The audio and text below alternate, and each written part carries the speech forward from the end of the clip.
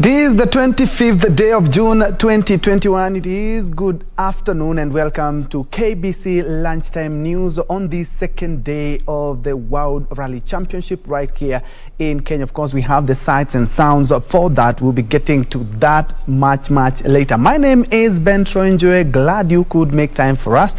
We have business and also sports in this mix. Straight to the news, the Kenya Medical Practitioners and Dentist Union has resolved to reject the proposal of including non-professionals in their body. The medics claim self-regulation is practiced around the world, terming the Health Amendment Bill as draconian. At the same time, they are calling on the government to streamline the healthcare system and urging counties to budget appropriately for healthcare to avert the COVID crisis in the country. Doing that such that any quacks from Cuba or any quacks from anywhere, their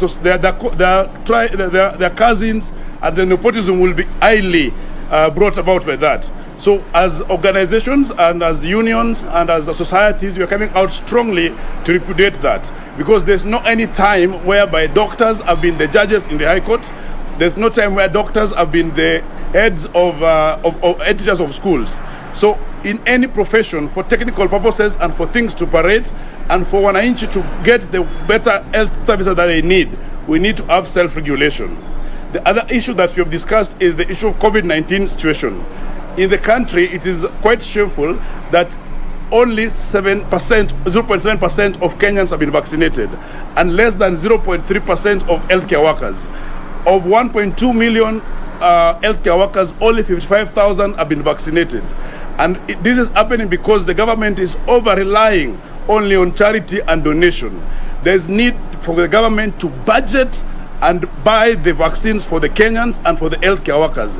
Because that's we are saying, the proposal that are being made by the ministry and the state do not add any value to any professional regulation. And that is why we are saying anything that is progressive must demonstrate a value addition to what we are doing. And we are saying as professionals that this should be refused and the parliament should not be be pushed to do this, because this will be retrogressive. And I want to say that this attempt to push such bills to parliament is happening at a time we, the healthcare workers, are spending a lot of time, actually a lot of our energy, to ensure that we are fighting the COVID. Now, a middle-aged woman in Nambale Sub-County, Busia County, is seeking justice for her two daughters who were allegedly defiled by a man well known to her. The woman claims the suspect is her boyfriend and committed the heinous act while she was at work. A mother of two is in distraught after her two daughters were allegedly defiled by her boyfriend while she was away at work. She claims the 5- and 10-year-old girls informed her of what the man had done to them, and she took them to Nambale Sub-County Hospital, then reported the matter at Nambale Police Station. Nimeenda kwa polisi, hata saa hizi nimepigiwa simu na mtu juu aliniambia nikimuona niende niwaite. Nimerudi police station. Nimeenda nikawaambia mliniambia nikiona huyu mtu nikuje niwachukue mwende mmchukue. Nimeenda huko tena wameniambia wanaandika statement nyingine, ambapo nimefanya statement nyingine saa hizi tu nimetoka Nambale police station. A section of neighbors are calling for the arrest and prosecution of the suspect, who is a village administrator at Kisoko, saying he has another defilement case pending. Tunahofia watoto wetu, hata kuwaacha nyumbani inabidi sasa sisi tutembee na watoto, ikiwa kazini, ikiwa mtoni, tutembee na watoto. Separately, police in Samburu County are holding two suspects after a 12-year-old girl was defiled in the wee hours of the morning at her grandmother's home in Lepartuk village, Samburu Central. The 2 people is currently receiving treatment at Samburu County Referral Hospital in Maralal Town. Samburu Central Police Commander Alex Sylvester Rotich confirmed the incident and said suspects will be arraigned in court Friday. And inaimisa wenyeji wa Samburu ambaye wameendelea hata hii maneno ya kuoana mapema amewaja, lakini vijana wapate niimise hawachana na hii maneno ya defilement, kwa sababu mtoto huyu msichana ni miaka 12, ako darasa la pili. Irene Mchuma, Odim, The Lunchtime News. Residents of Gikenere village in Githunguri sub-county are up in arms over what they term as police laxity in the fight against sale and consumption of second-generation liquors. The development coming hot on the heels of alleged series of deaths in the area attributed to the consumption of the illicit brew. The latest, a 28-year-old man who was found dead along the road. The angry Gikenere village residents took to the streets to protest the lukewarm response by the authorities on the sale of the illicit liquors in the area, which they claim was alarming. The residents claiming that their efforts to have police arrest those known to be dealing with these illicit brews have always fallen on deaf ears. Na hiki kijiji kimekuwa kikiuzwa pombe haramu, na viongozi wetu wanajua. Tuko na viongozi katika hili eneo, tuko na askari hapa, lakini hakuna jambo ambalo wanafanya kusaidia kutokana na hili jambo. The protest coming after a body of 28-year-old man was found lying along the road with a bottle of illicit liquor beside him. Gikenere iko na pombe mingi sana. Watoto wanakufanga, hata kuna mwingine hapo amekufa saa hii juu ya pombe. Serikali ichukue hatua itumalizie hii pombe. The residents threatened to take the law into their hands on those selling the brews if the police will not act. Janet Kamau, Lunchtime News. Let's now head down to the coast where a religious organization from Kilifi has launched a program to refurbish churches to facilitate easy access for persons with disability. Committed Believers Evangelical Ministries of Africa has already built three such churches in Watamu and Malindi in Kilifi County and Kisangani in Tana River County. Committed Believers Evangelical Ministries of Africa is on a mission to promote exclusivity of faithful in places of worship. Reverend Frederick Kazungu Masha, the founder of CBM Africa, say they have been facilitating registration of persons with disability to enable them benefit from social welfare initiatives. In Kenya, we know there are many rights, but they are not recognized without this ID. And we have found that to get this ID, need at least to pay at least 500 shillings or $5 to get that ID. And the church, in conjunction with partners, organized a free medical camp targeting the persons living with disabilities in Malindi. At least 100 people are expected to benefit from consultation and treatment, as well as registration with the National Council for Persons with Disability. On these people who can be helped through, either we identify if you can be helped through Inua Jamii, you can be helped through assistive device. Those who cannot walk, we give wheelchairs. Those who cannot see, we give white canes. Those who cannot hear, we give hearing aids. We identify them, then we know exactly how do we help. The church at the same time has launched an economic empowerment program to give PWDs funding to start small businesses, and so far 43 have already benefited. Patricia Widera for KBC Lunchtime News.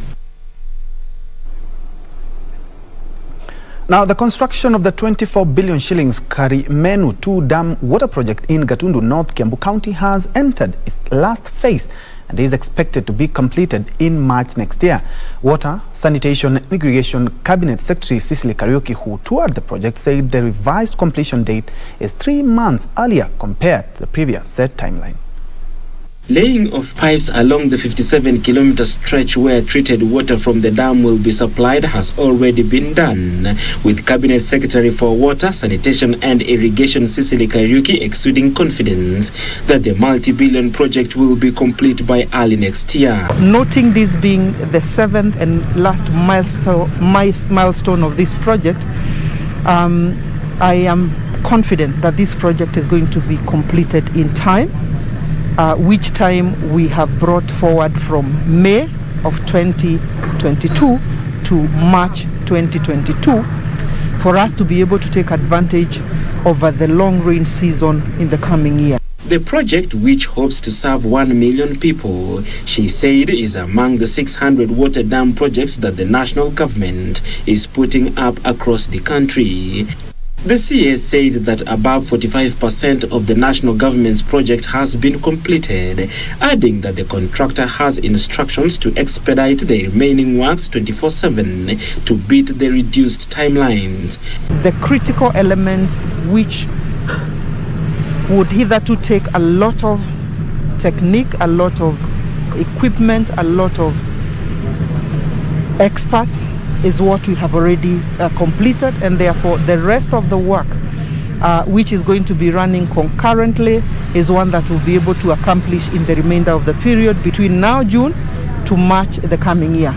The CS, who was on her routine inspection of the project, made the revelations amid inadequate funds for land wave-leave acquisition, which has continuously characterized the project's delay. Since commencement of the project in 2019, landowners have been protesting and at times ejected the contractor from the site over unsettled compensation. So let me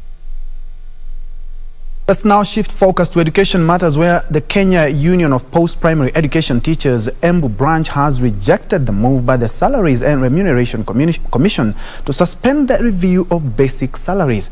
Led by the Secretary General Njiru Karura, the teachers' umbrella body said they are ready as a branch for the next course of action.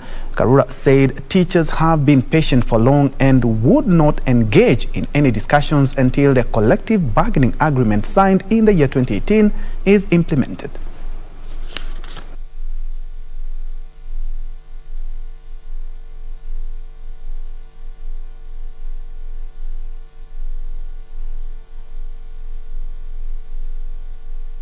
Tunasema kama walimu wa KUPPET, sisi tunataka nyongeza ya mishahara kama tulivyoahidiwa na serikali ya Kenya.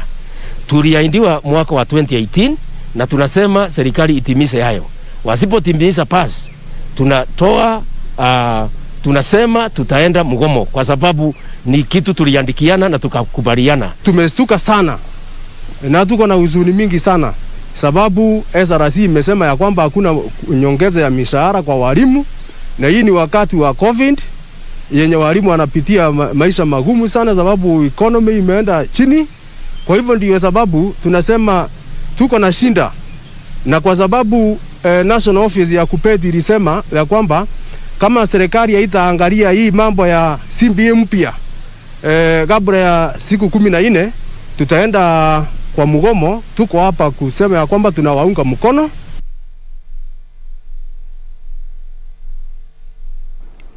Now, the Kenyan supercentenarian, who many believed was the world's oldest person, has died aged 137 years.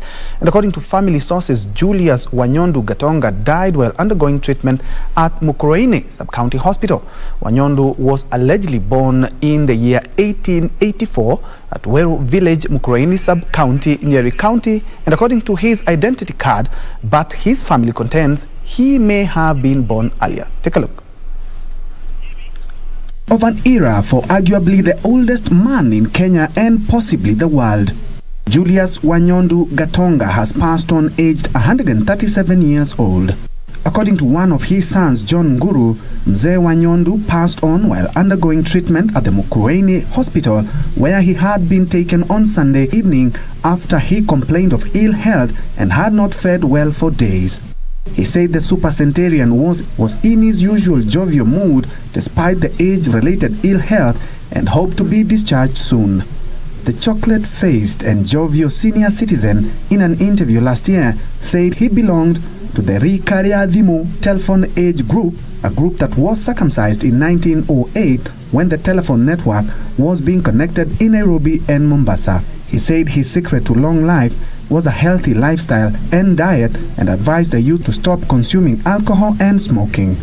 Though not officially recognized in the list of the oldest people in the world, Wanyondu claimed he was 20 years older than the current record holder, Kane Tanaka of Japan. The family has revealed that he will be buried on Saturday in his home in Weru Village, Mukurweini Sub-County.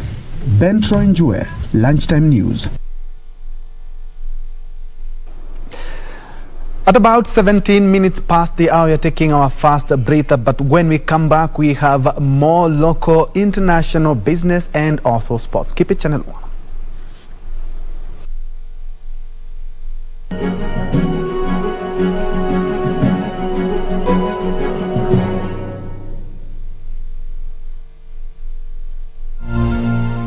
Malaria ni ugonjwa hatari sana unaoua watu wengi hapa Kenya. Japo kuko na corona, hatari ya malaria bado iko. Mtoto huyu alikuwa na joto jingi, kutetemeka, kuumwa na viungo na uchovu. Alikimbizwa hospitali ya umma ambako sheria za COVID-19 huzingatiwa na ni salama kwa shughuli ya upimaji. Vipimo vilionyesha kuwa ana malaria na papo hapo daktari akampa dawa za malaria na kumshauri azimalize, na ili kujikinga wawe wakilala ndani ya neti iliyotibiwa. Malaria husambazwa na mbu. Walio hatarini ni watoto wa chini ya miaka 5 na akina mama wajawazito. Kupimwa na kutibiwa ni bure katika hospitali zote za umma.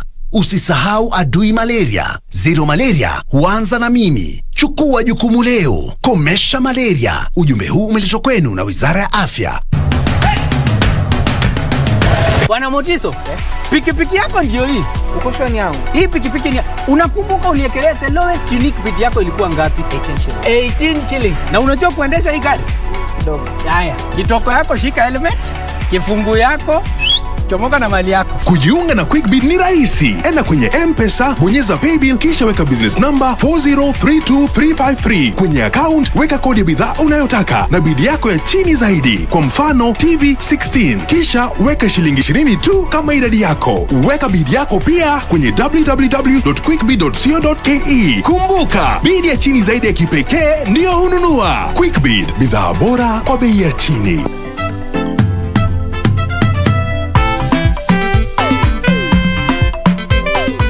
I want you to tilt your head a bit, okay? Yes. Not turning, I am saying you tilt your head. Not 90 degrees. Good, 40. Yes, come. Good, right there. Right. Where were you? I have been calling and calling. Where the hell have you been? School of your class time. Where should I be? I am so mad. I feel like my blood is burning. It is boiling. Could someone please pour some cold water on me? Some cold liquid. I need to calm down before I talk. It's like... You are welcome. That was a figurative speech, you buffoon. Oh, okay. Classmates, every Saturday on KBC.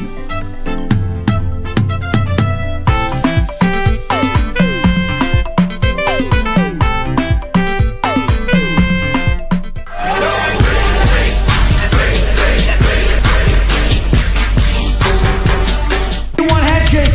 Stay out of my business.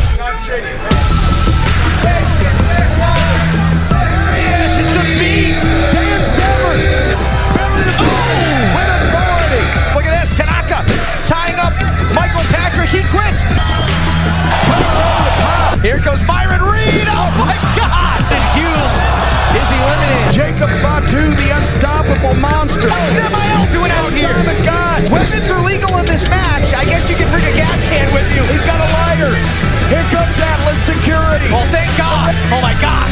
Oh, good Lord. Come on. Get out of here.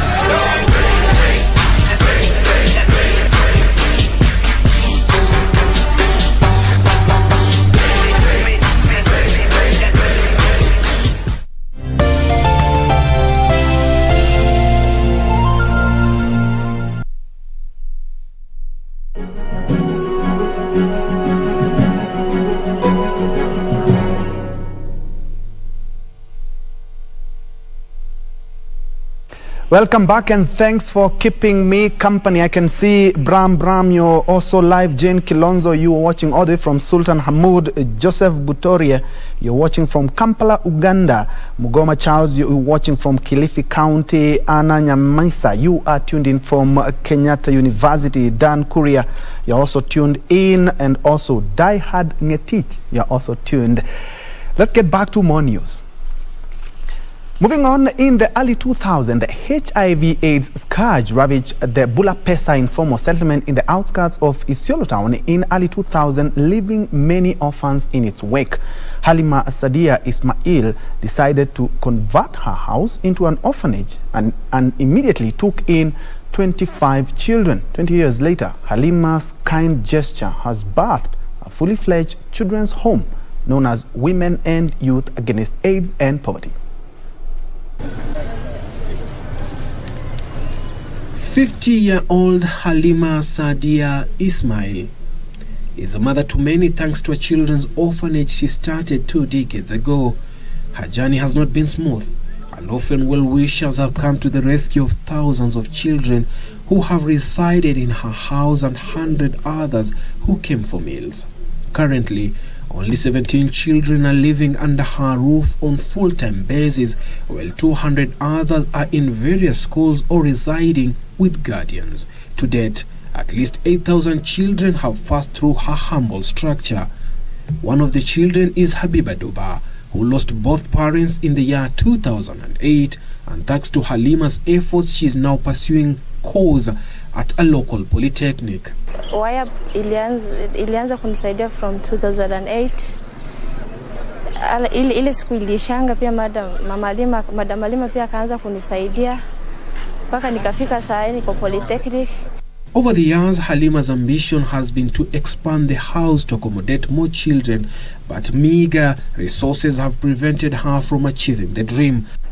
Wafadhili wamekuwa wachache sana na niko na shida kabisa ya kuwasaidia, hata chakula mara nyingi ni ngumu kupata. Now a group of well-wishers has responded to her plea and offered to construct a modern 2-story building that can accommodate over 200 children. Ninataka kurudisha mkono kwa community kwa vile walinisaidia. Nataka pia kusaidia wenzangu kama wale ambao hawajiwezi. Kama vile mimi pia sikuwa najiweza wakati huo. The architectural design from the proposed building has been approved by the Isiolo County government, and construction is expected to begin soon. The same facility as well have a clinic with a 23-seater bed. It has classrooms, it has a dining area, and it has boarding facilities. As well, we're looking at powering the facility with green energy. We want to do off-grid solar, so that as well it can be cheaper for the facility to run. Very noble gesture indeed. From Isiolo, let's now focus on matters politics, where more than 200 Kenyans who claim their personal data was used to register them into different political parties without their consent will be deregistered from the Office of the Registrar of Political Parties list. Data Protection Commissioner Immaculate Kasait assured Kenyans that the Data Protection Act of 2019 will be respected and protected. Acknowledging receiving reports of alleged processing of personal data to various political parties, Kasait revealed that the names will be expunged from the list and that her office is taking steps to ensure that the rights of data subjects are respected and protected. Kasait noted that the effective implementation of the data protection was a key step towards ensuring that the country has a robust and thriving digital economy. Meanwhile, Mwala MP Vincent Musyoka has rubbished off claims that the Independent Electoral and Boundaries Commission does not have enough budget to conduct the forthcoming general election. The Mwala MP wondered how the electoral agency would lack funds to run the process, considering that the 2021-2022 budget was read in Parliament recently, factoring in the Commission's allocations. Issues of money to do a general election, I don't think that should be a problem. What I have a problem with, and many Kenyans have a problem with, is monies to do new constitution, because they have not up to now seen the need for a new document. Suleiman Yeri, Lunchtime News. Now, thousands of business people across the country experienced huge losses and the eventual closing down of their businesses as the COVID-19 pandemic hit the globe in 2019. But for Elijah Kariuki and his wife, Karo Wakini, who were shoe traders in Embu Town, the crisis was the real mother of invention and survival. Here is their story. After the first case of the coronavirus was reported in Kenya, Elijah Kariuki and his wife Karo Wakini were left stranded as their government announced the cessation of movements to and from Nairobi and Mombasa, leaving the family with no supply of shoes to continue their business of hawking. So biashara ikaenda chini, tukauza zile viatu tulikuwa nazo hadi zikabakia chache sana, like 10 pairs. Alafu sasa ikafika mahali sasa tumeuza hata zimebakia 5 pairs. So unajua sasa 5 pairs huwezi enda kuuza pale kwa street. The family ended up using all their savings and were eventually forced to move back home with their parents to help around the farm. Unajua sasa huku ambako tunaishi Embu tunalipa rent, food. So ikakuwa hatuwezi weza kuishi huku tena, tukaenda sasa Ushago. Ushago sasa ni Kirinyaga. Sikuwa nalala. Naweza sema hiyo time nilikuwa na hard time sana. Juu lazima nifikirie what to do with my family. Juu sasa nimepata familia, hatuwezi enda pale kwa madhi ati tunakaa hapo ni anatulisha. It's not right. Even here things were tough and they again moved back to Embu armed with a savings of just 20,000 shillings to again restart their shoe hawking business. Tulikuwa tumebakisha about 20,000.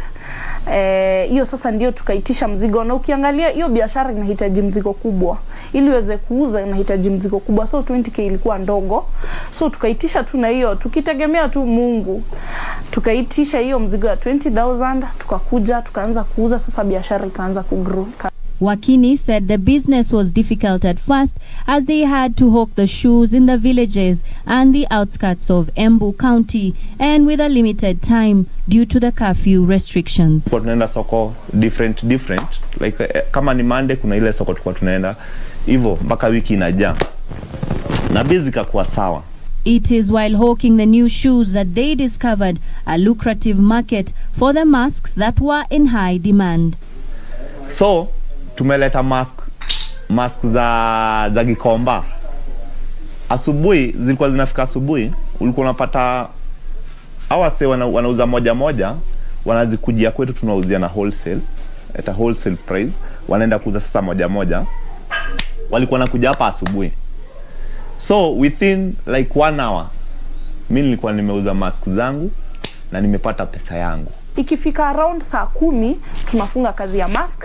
Zile viatu zetu tunazichukua, tunaenda jioni sasa pale kwa street. Tuna hustle yenye unapata kidogo, sasa tunarudi jioni. Wakini and his wife both say that the experience was an eye-opener for them. They encourage other young entrepreneurs like them not to depend on one source of income but to find numerous alternative means to make ends meet. Sai kitu nimelearn through that corona ni ustosheke na side moja. Jujui kesho itatokeaje. My advice to young people ni tuache kupenda sana these white collar jobs. Try something ambayo wewe mwenyewe unaweza jifanyia. Reporting for KBC Lunchtime News, Amnesty Imano Okoth. Elsewhere, Katimor Peace Boulder School in West Pokot County has benefited from donation of 350 desks from the Safaricom Foundation worth 1.4 million shillings.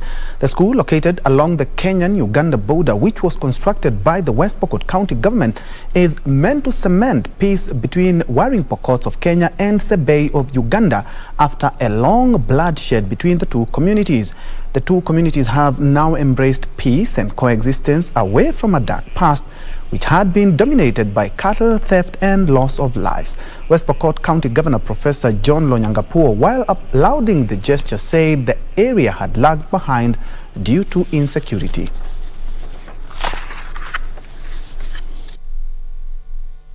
Area hii ilikuwa imeumia sana kwa muda mrefu kwa sababu ya ukosefu wa usalama, na tumekuja kusherehekea uhusiano wetu kuu juu ya amani, juu ya elimu na maendeleo. Desks are going to go a long way in helping the students, because you see, when the students sit down or they sit on stones, even if they have a good class, they will not have a good concentration.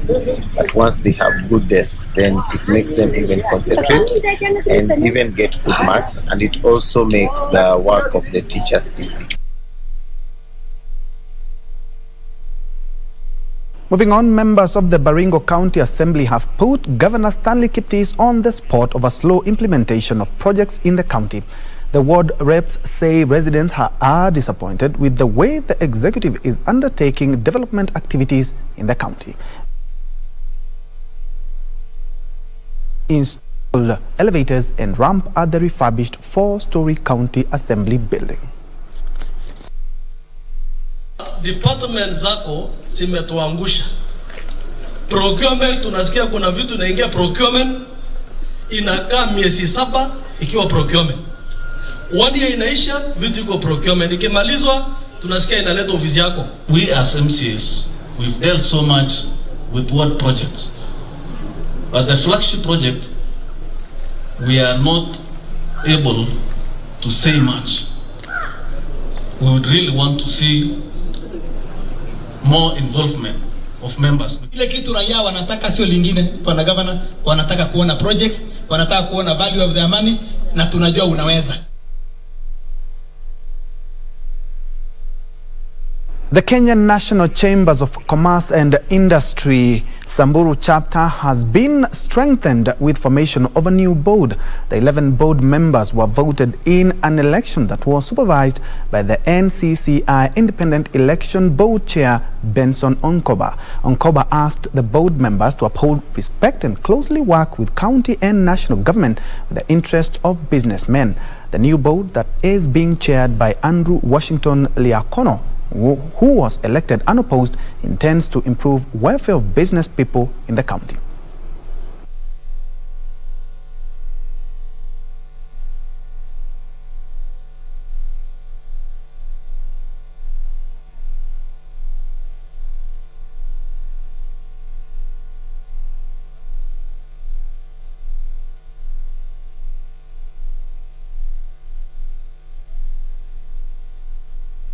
Samburu waamuke wafanye biashara.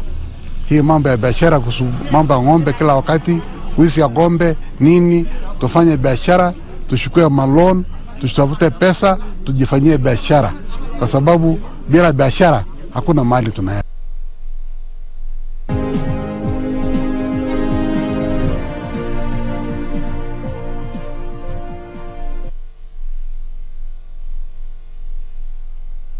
Now, poor quality feeds, breeding in diseases and markets have been identified as key challenges hindering the growth of the dairy industry in Kenya. Kenya Agriculture and Livestock Research Organization KARO Assistant Director Dr. Elkanah Nyambati says the parastatal, in conjunction with other state agencies and the private sector, are developing interventions to address these challenges.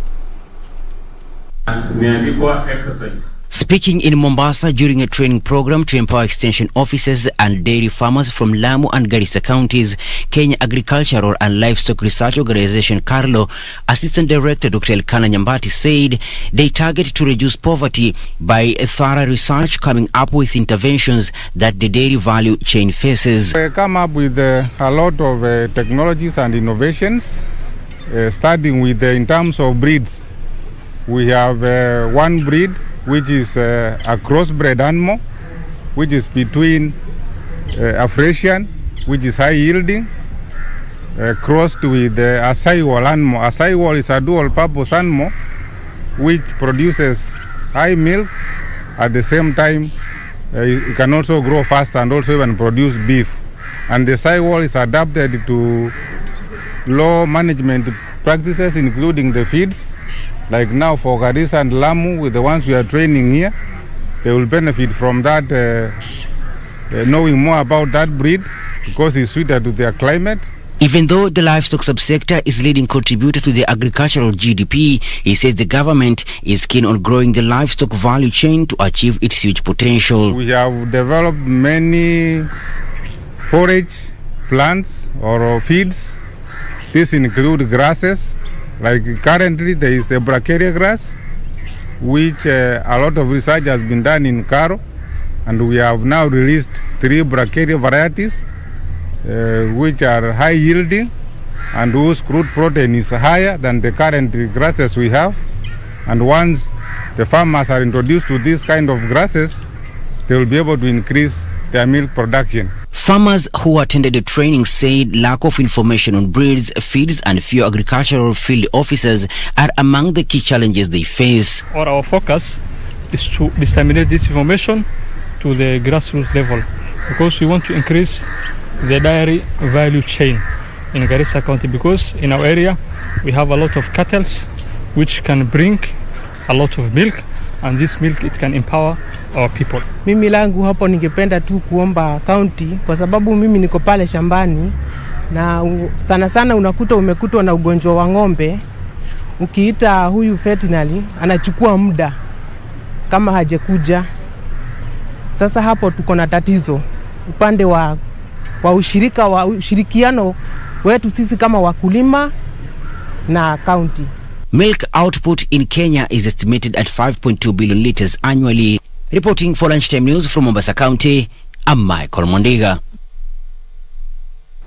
The local automotive industry has received a shot in the arm following the commissioning of a state-of-the-art hybrid and electric car simulator modern facility at the National Training Authorities at the River Campus. Details of this and other stories in our corporate briefs. Commissioning of the Hyundai Dream Center is aimed at enhancing the existing training facility for the automotive industry to modern standards and developing capacity for young men and women with demand-driven entrepreneurship and employability skills in the automotive industry through industrial training. But when we're talking about this technology, I'm not only talking about hybrids and electric vehicles, but also to the advancements in the simple operations of a car. We need the well-trained team coming out of this Hyundai Dream Center to have the knowledge and expertise to keep these cars on the road. As such, Plan International and Hyundai will sponsor 120 young women and girls between the ages of 18 to 35 years from disadvantaged backgrounds across the country who will be enrolled in the 9-month training course in motor vehicle auto electrics. According to Plan International Director of Operations Patrick Ngenga, the project will go a long way in addressing youth unemployment by enabling them to acquire technical skills in auto electrics and non-technical demand-driven employability soft skills. Over 70% of our people are young, and the labor market is really having a challenge absorbing all these young people. And so this particular project is really dear and special for Plan, and we see it as our contribution to what the government is trying to achieve on employment and skilling our youth, so that when they get out there in the market, they have skills that are needed. Elsewhere, the Kenya Civil Aviation Authority has released procedures to control air traffic during the World Rally Championship Safari Rally scheduled to take place this weekend in Naivasha to keep the Kenyan skies safe and secure. The aviation regulator has also assembled a dedicated team of air traffic control officers to provide air traffic services and weather information, to guide rally team helicopters, coordinate VIP movement, as well as provide alert services to aircraft that will be engaged in the rally. The team will also be responsible for the coordination of medical evacuation flights and ensuring expeditious facilitation of aircraft in distress in case of any eventuality. The private sector has been encouraged to fund the agriculture value chain that has been disrupted by COVID-19 pandemic. AGRA says there is need for more private equity in agriculture to ensure that farmers get inputs on time and a ready market for their produce after the pandemic affected the import and export activities. Since the first case of COVID-19 was reported in the country last year, containment measures that include extended curfew hours and cessation of movement has seen agricultural production reduce. Players in the agriculture sector want more private equity to revive the sector's value chain that has seen farmers grapple with high farm input prices occasioned by lockdowns in many countries. The COVID-19 pandemic, as well as unprecedented desert locust outbreak in Eastern Africa, are obscuring economic prospects in ways no one could have anticipated. And the situation may only get worse if we do not act urgently. Agriculture organizations and the government have been urged to link small-scale farmers with potential investors to capitalize the sector and boost production. There's no ecosystem called agriculture that will move forward without private sector, because it's only when you create an appropriate ecosystem for farmers that farmers can move forward as well. Private sector plays a key role in investing to support farmers access the right yield enhancing technologies. Despite the COVID-19 ravaging the SME sector, survey by AGRA indicates that only 17% of SMEs in the agriculture sector are looking to permanently shut down, further underlining the financial potential of the sector. We want to make sure that agribusiness becomes a $1 trillion industry.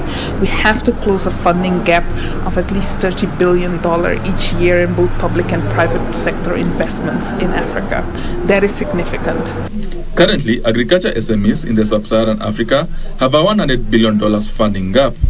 Benson Dropa reporting for KBC Lunchtime News. Now, Tax 101 is a weekly segment that will focus on highlighting some of the tax that you pay with the aim of helping you understand the levy. And in this week's edition, we focus on value-added tax, or VAT in short. Some people call it VAT.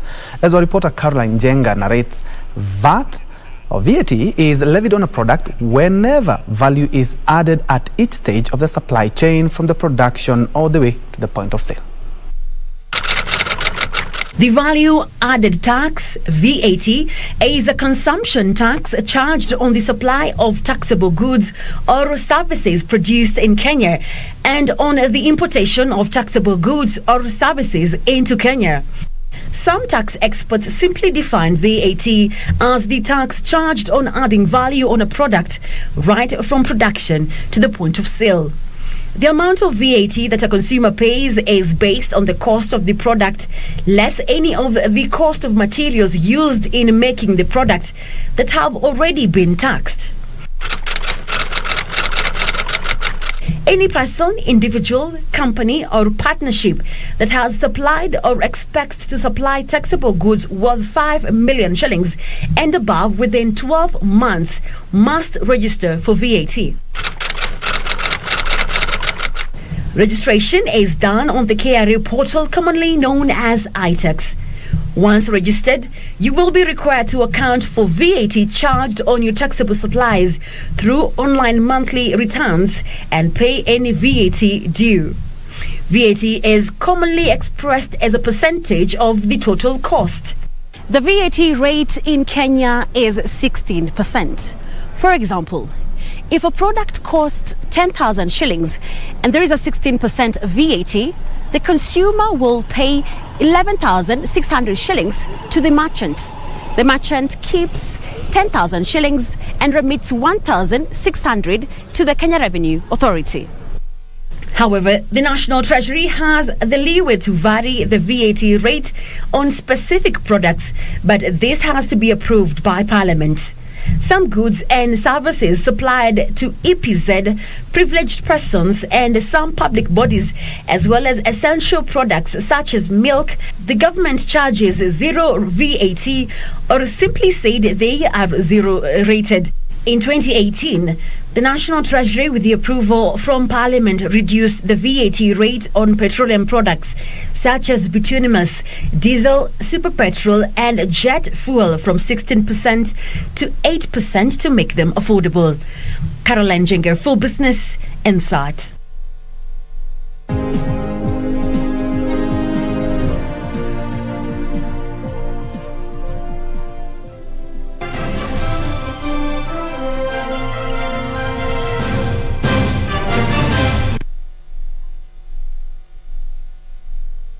In sports, Frenchman Thierry Neuville currently leads the overall standings after a blistering pace in Chui, Kedong and Osirian sections as the WRC Safari Rally entered day 2 in Naivasha. The rally drivers will today cover a total of 128.84 kilometers. Thierry Neuville started the day on a high note, easily winning the Chui section in 13.14 seconds, ahead of Kel Rovanpera and Waitanak, who came in second and third respectively. Elfin Evans and Sebastian Ogier completed the top 5 drivers in the section. Onkarai was the highest placed Kenyan at position 12. Neville replicated the same performance in Kindong, winning the section ahead of Rampera, Oitanak and Takamoto Katsuta. Kenya's Onkarai finished an impressive 9th. However, it was bad news to the Speedmaster after his brother Tadvir Rai rolled at the section. Danny Sodo and Elfin Evans also retired at the section. Rampera pipped Neville at the Osirian section, comfortably winning the section. Neville came in second, while Takamoto Katsuta finished third. Yeah, the morning was quite good. It was a lot tougher already in the first pass than we thought. It was really soft on the stages and a lot of ruts and tricky places. So yeah, I think we started quite carefully just to see how the car will take everything, and then we pick up the pace a bit, and it worked well. The WRC Safari will act at the third KNRC event after Nakuru and the ARC Equator Rally, where Carl Flash Tundo emerged victorious. After a grueling battle in Chui, Kendong and Oserian, Frenchman Thierry Neville currently tops the standings with Speedmaster Onkarai ranked the top Kenyan driver. Reporting for Channel Sports in Naivasha, I'm Karanja David.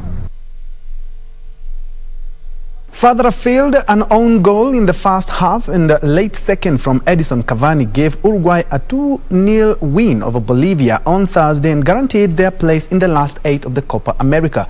Uruguay, who have won this tournament more than any other country, have labored so far this year, losing 1-0 to Argentina, drawing 1-1 with Chile and failing to shine against a Bolivian side whose last away win was 32 games ago in Myanmar.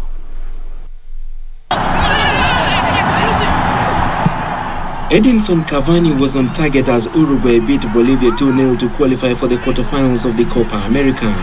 The Manchester United striker had spanned a number of chances before he converted Facundo Torres' cross with 11 minutes remaining.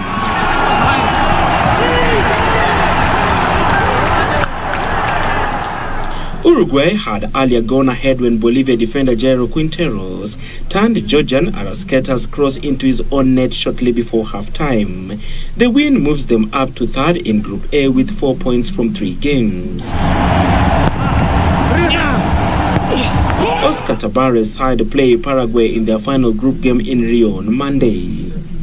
Elsewhere in Group A, Newcastle United midfielder Miguel Almiron scored 1 and set up another as Paraguay beat Chile 2-0. The results mean that Bolivia cannot reach the knockout stage, with Argentina, Paraguay, Chile and Uruguay all qualifying for the quarterfinals.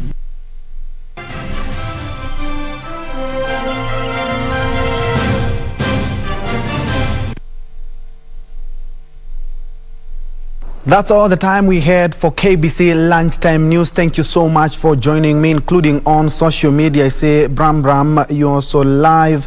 I can see Aleki Rapper, you are also live. Sleeper Mac Plus, you're watching. Matuva Wakos Raymond watching live from Kampala. We also have Zachary Othiambo.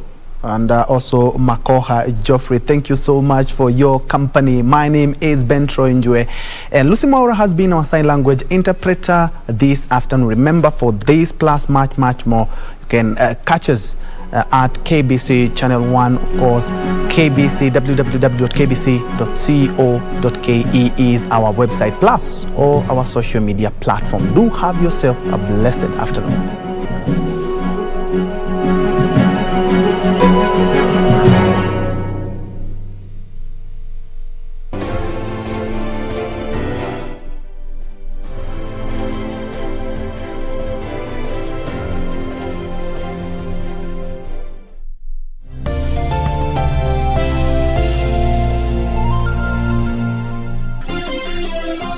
Vera Beauty College. Vera Beauty and Fashion College, with branches in Nairobi.